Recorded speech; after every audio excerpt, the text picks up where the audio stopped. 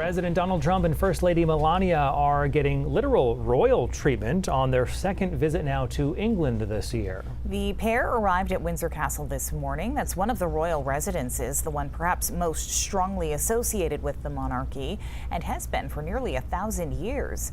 President Trump is meeting with Prince William and Princess Kate, King Charles and Queen Camilla. They got a royal carriage ride and the chance to inspect British troops in the largest military ceremony for a visiting foreign leader to the United Kingdom in living memory.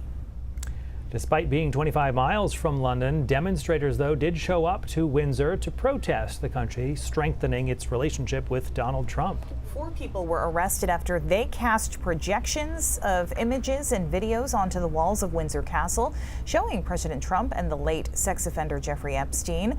Last week, the British ambassador to the United States was fired over his friendly relationship with Epstein. He had written a letter to Epstein that appeared in that infamous birthday book that also has a letter purported to be written by the president. The majority of the protests, though, headed to London for a day of activism.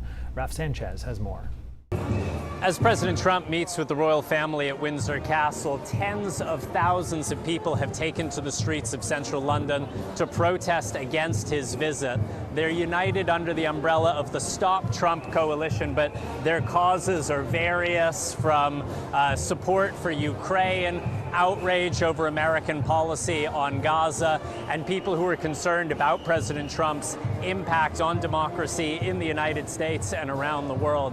Now, it's worth saying the president won't see any of this. His trip has been designed to keep him outside of London. He's at Windsor, and then he'll be heading to the Prime Minister's country residence. There were very large protests here in 2019.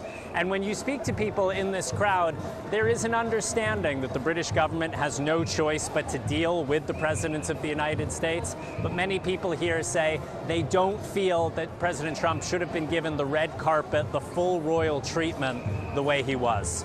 Raf Sanchez, NBC News, London. And President Trump will meet privately with Prime Minister Keir Starmer tomorrow to discuss a variety of issues. Mr. Trump is the first elected leader to be honored with 2 state visits to the UK.